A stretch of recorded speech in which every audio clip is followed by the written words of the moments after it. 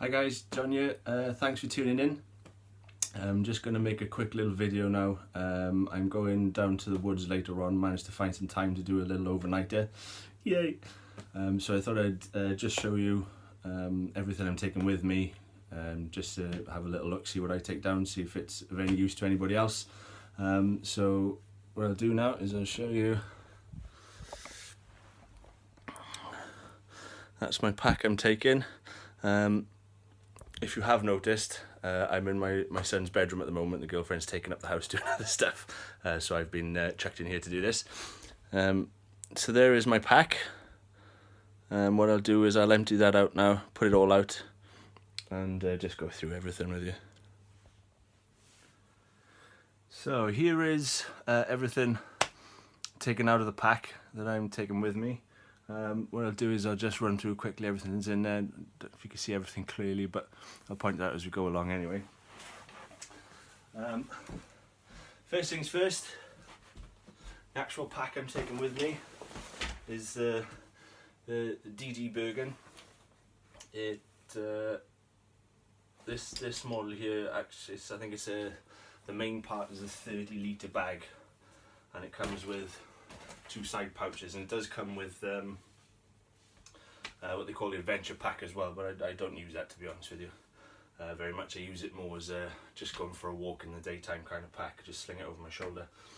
What I've got attached here, because it's got all the MOLLE webbing, is a holder for my canteen.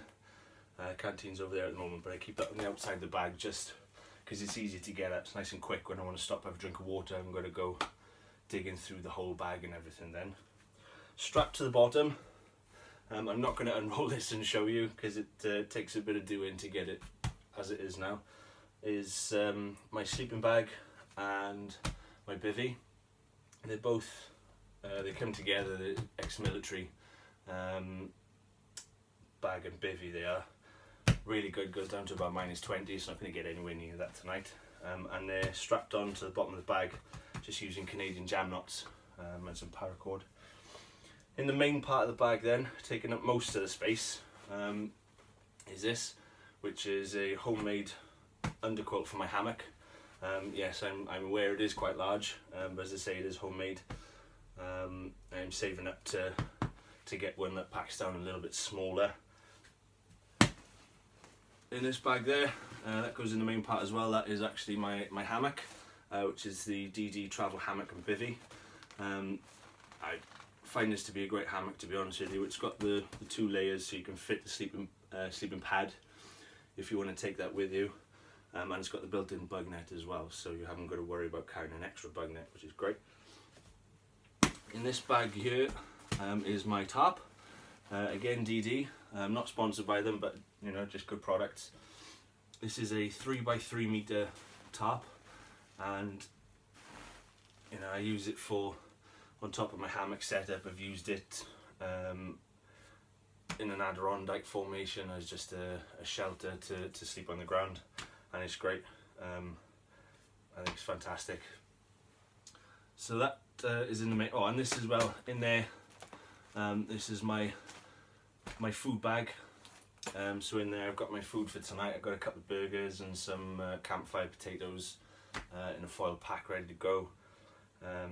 And then just a few little basics. Then I've got I got a titanium spork, a little mug, foldable mug to take with me, and a spare knife as well. So that's everything in there. In here, this is my fire lighting kit.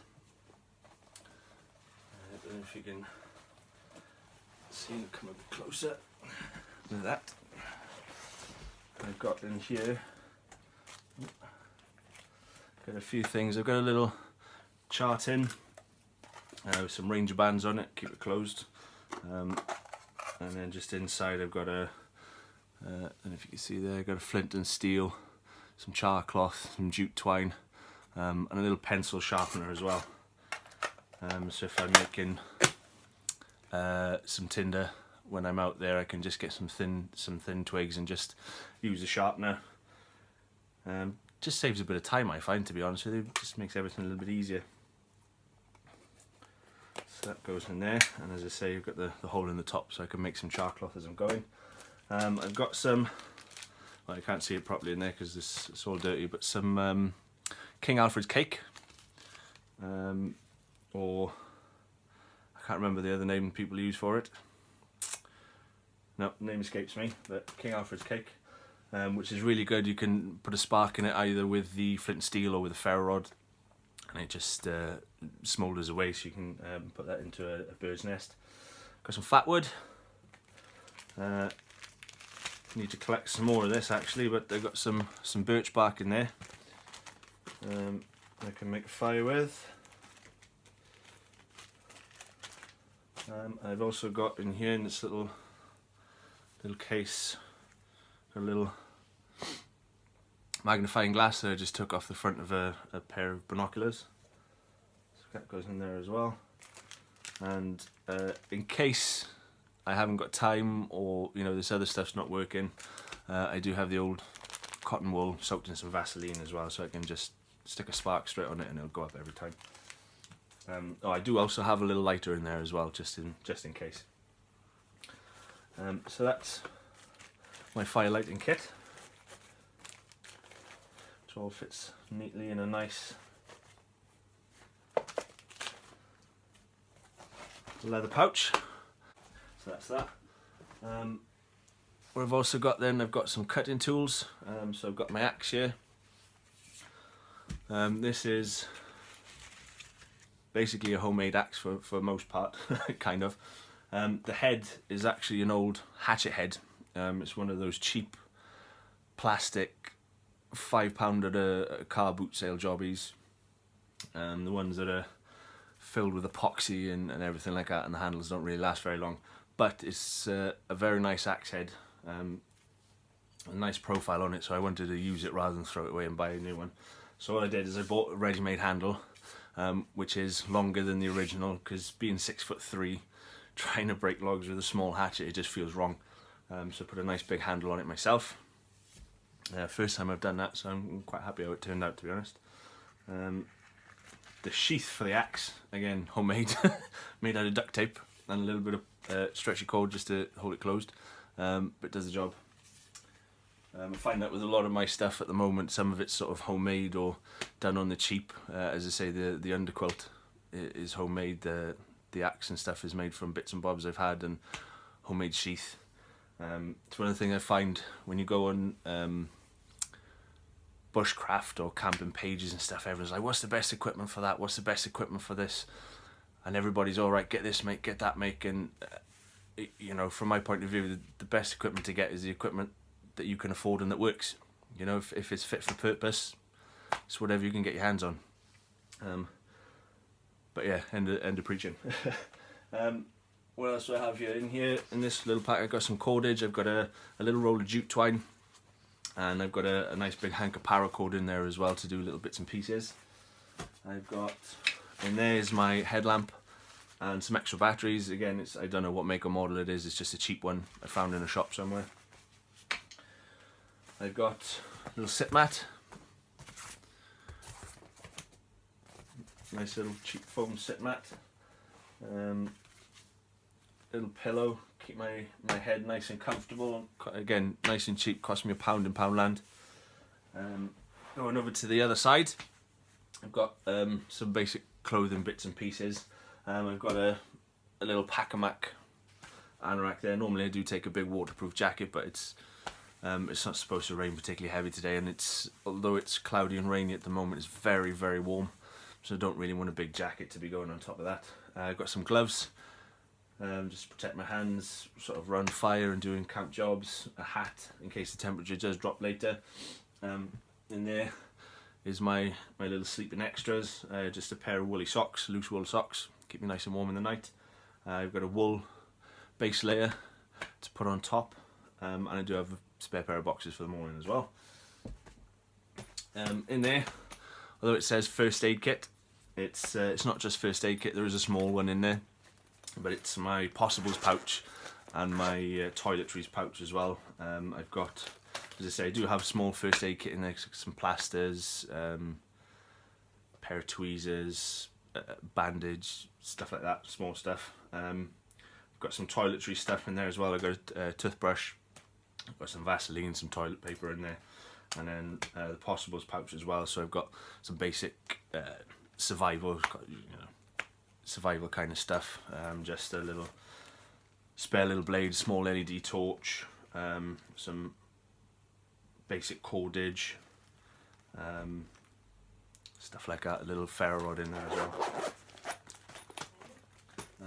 And then what I've also got on this side, which is, as I say, goes in the little carrier that's on the bag, is my water bottle and canteen.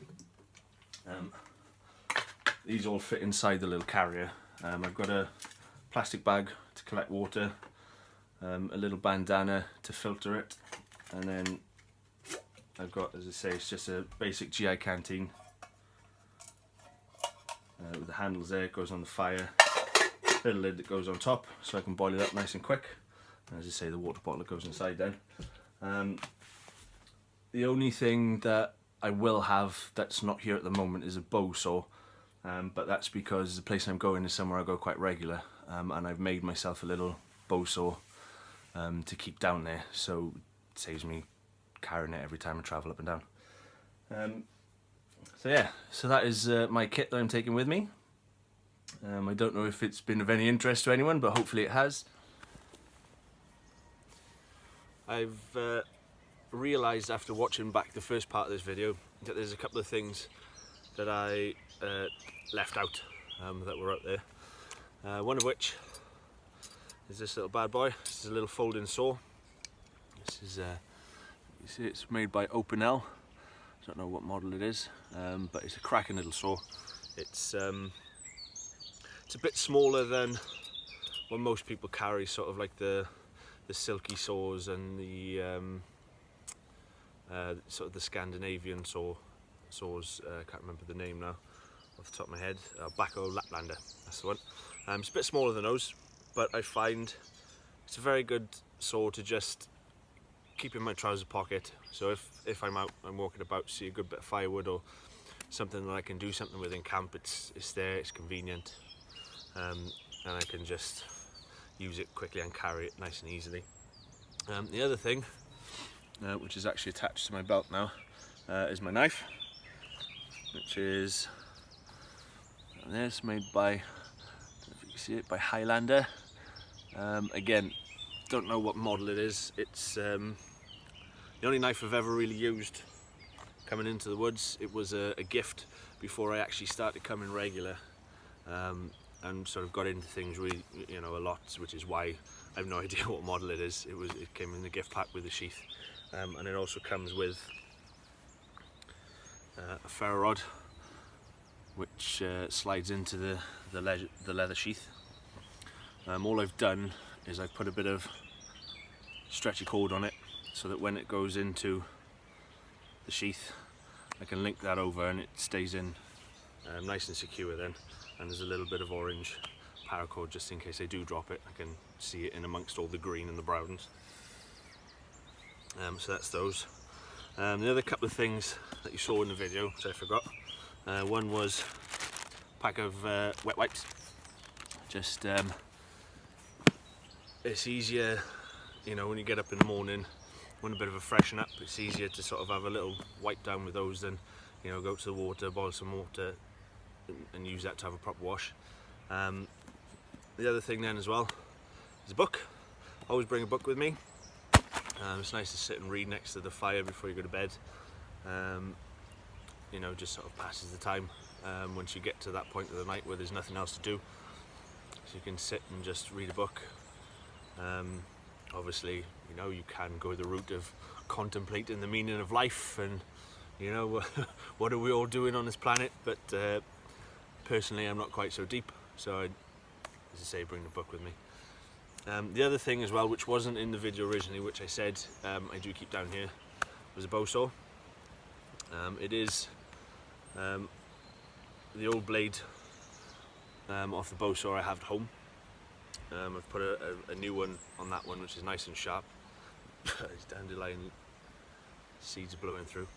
So it is a bit old, it's a bit rusty, it's not quite, completely sharp, but it's fit for purpose, it does a job down here. And all I've done is I've just taken a green branch I didn't cut the whole tree down, just cut off a small limb. Bent it into the right shape, which took quite a bit of doing. I'll be honest with you. It wasn't an easy job, but bent it into shape and then just tied it on with some paracord either end, and yeah, she's good to go. So that is everything I've brought with me, apart from what I'm wearing on my back, and a fleece jacket as well in case it gets cold later. But yeah, any questions or any comments, just leave them in the comment section down below. Hit like, hit subscribe, and hopefully we'll see you again soon.